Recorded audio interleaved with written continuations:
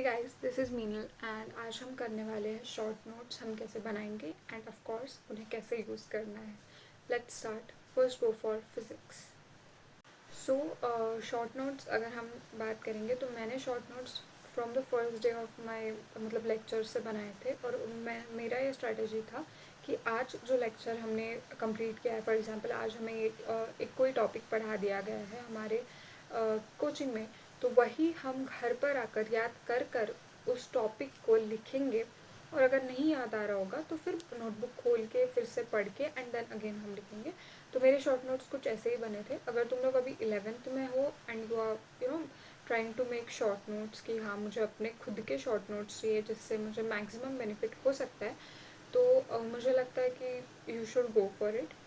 सो सबसे पहले हम फिज़िक्स की अगर बात करेंगे तो फिज़िक्स में बहुत सारी ऐसी चीज़ें होती है जो हमें याद रखनी पड़ती है। For example formulas, important definitions, methods to solve the questions. और कुछ ऐसे इंपॉर्टेंट क्वेश्चंस भी होते हैं कि जिनको कुछ अलग मेथड से सॉल्व करते हैं। एक अप्रोच हमें चाहिए होता है एक कंप्लीट क्वेश्चन को सॉल्व करने के लिए। कॉन्सेप्चुअल भी बहुत सारी चीज़ें होती है एंड थियोरिटिकल भी होती है। अगर हम ये सोच रहे हैं कि फिज़िक्स सिर्फ फार्मूलाज से हो जाएगा तो I think no, you should focus on the concepts and theories as well. So सबसे पहले जो इम्पोर्टेंट टॉपिक आता है कि हम फिज़िक्स के शॉर्ट नोट्स कैसे बनाएं और कम से कम पेजेस में कैसे बनाएं। तो मैंने क्या किया था, ये स्केच बुक्स लिए थे। ये जो स्केच बुक्स आते हैं जो जिनके पेजेस पूरे खाली रहते हैं, ऐसे पेजेस वाले स्केच बुक्स तुम लेना। 100 पेजेस इज़ इनफ, मुझे लगता है मोर देन इनफ है, क्योंकि मेरे आई गेस आधा ही भरा था, लाइक इधर तक ही भरा था समथिंग, बाकी सब तो हो रही है।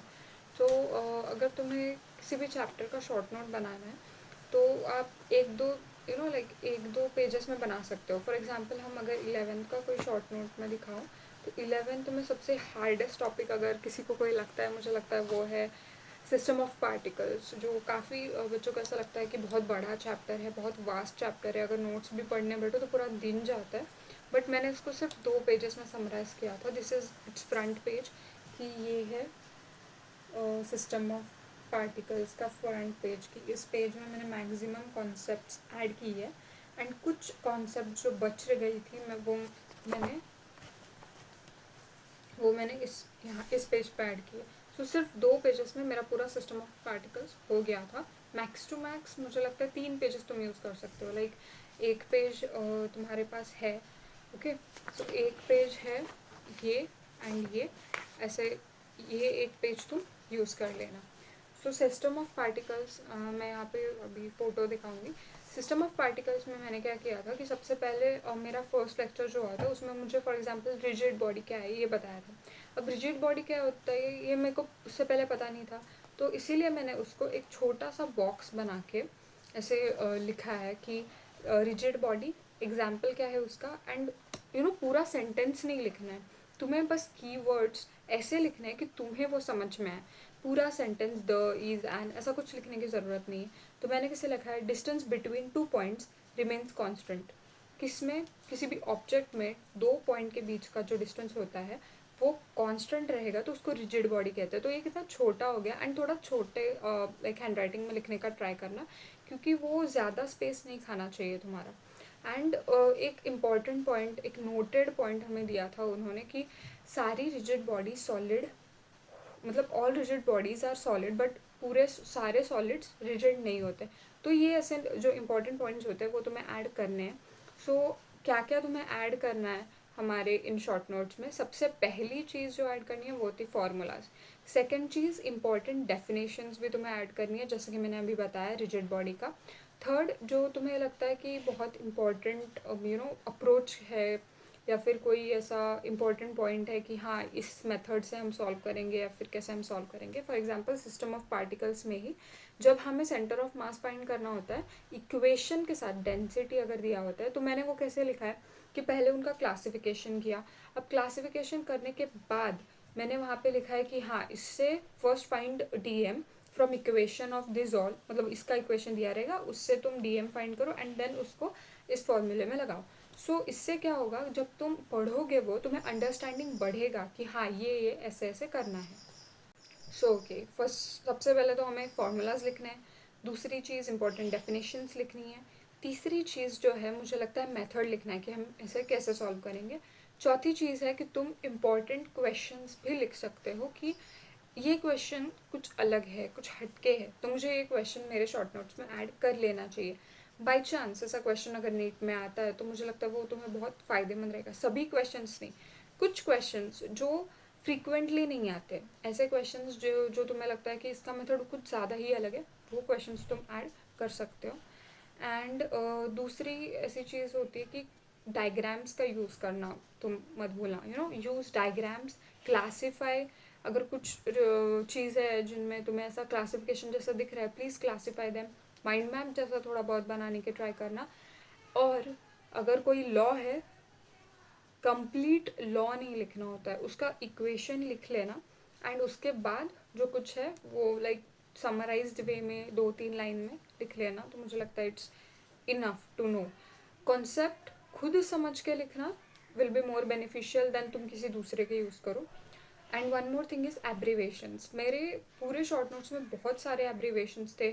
सेंटर ऑफ मास को COM लिखना, मोमेंट ऑफ इनर्शिया को MOI लिखना, तो ये नॉर्मल चीज़ें होती है और मतलब ये समझ में आ रही है, लेकिन तुम्हें ज़्यादा समझ में आएगी अगर तुम खुद का लिखोगे तो।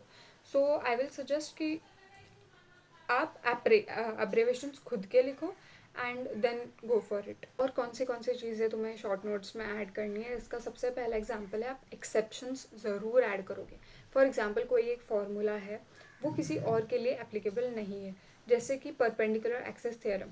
Perpendicular axis theorem 3D bodies के लिए एप्लीकेबल नहीं था, तो ये एक एक्सेप्शन हुआ कि वो 3D के लिए एप्लीकेबल नहीं है, तो उसको मैंने परपेंडिकुलर एक्सिस थ्योरम लिखा है यहाँ पे एंड उसके तुरंत नीचे इस एरो बना के लिखा है कि ये एप्लीकेबल नहीं है 3D बॉडीज़ के लिए।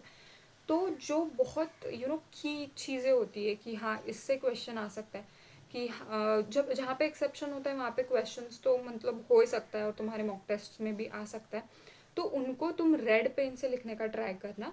दूसरी चीज़, कंडीशंस को भी रेड पेन से लिखने का ट्राई करना।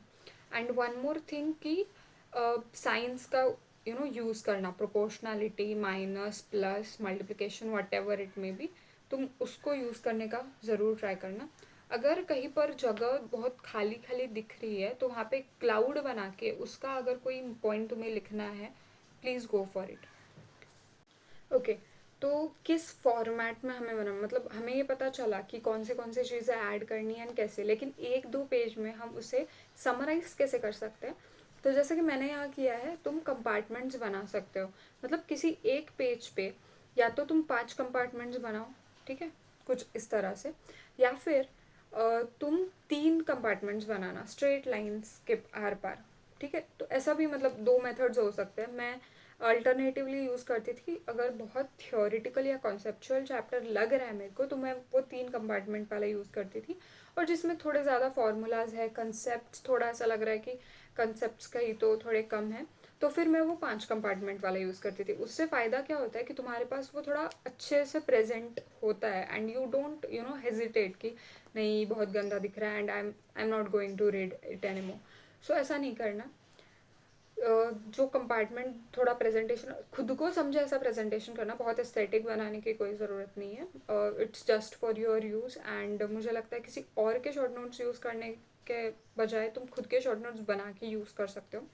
हर रोज़ अगर तुम अपने लेक्चर के साथ ये करते हो तो I think it's more beneficial and बाद में रिविजन के तो बहुत ही ज़्यादा काम आते हैं।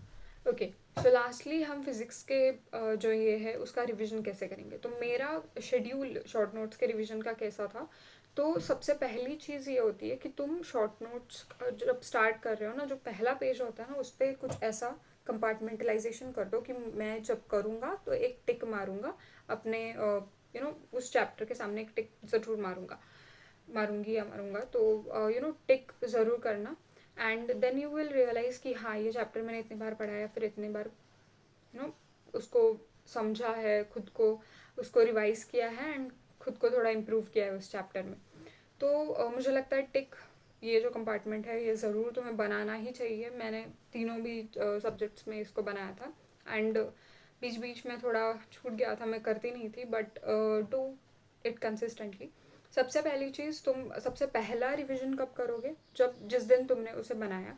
दूसरा रिवीजन उसके दूसरे दिन, मतलब दूसरा लेक्चर है उसके पहले तुम उसका रिवीजन करोगे। एंड उसके बाद तुम कब रिवीजन करोगे? जब तुम्हारी मॉक टेस्ट बहुत पास आ रही है, तो मॉक टेस्ट से तुम मॉक टेस्ट का पढ़ रहे होंगे अपने नोट्स से एंड ऑल से, तो उसको तुम ये कर सकते हो, लाइक रिवाइज कर सकते हो। और एक चीज़, एनसीईआरटी अगर तुम्हें अभी पढ़ने का वक्त मिल रहा है, तो अभी थोड़ा बहुत पढ़ के उस अपने शॉर्ट नोट्स में या तो एक कंपार्टमेंट बना लो दूसरे पेज पे, कि जिसमें एनसीईआरटी का डेटा लिखो, एंड जस्ट पॉइंट्स बना के एनसीईआरटी की लाइंस जो तुम्हें लगता है कि हाँ ये पॉइंट इससे आ सकता है, तो वो लिख लेना। इससे क्या फ़ायदा होगा, तुम्हारे पास अभी टाइम है। बाद में तो जब तुम थोड़ा अभी दिसंबर तक जाओगे, तब तुम्हारे पास बिल्कुल टाइम नहीं बचेगा, सिलेबस कंप्लीशन करने के लिए आएगा, तो बहुत प्रॉब्लम हो सकती है। तो रिवीजन, मॉक टेस्ट जब आएगा पास में, तब रिवीजन करना, उसको प्रेफर करना। एंड जब बहुत ज़्यादा चैप्टर्स है, तब मुझे लगता है go for short notes only, and notes भी थोड़ा बहुत पढ़ लिया करो।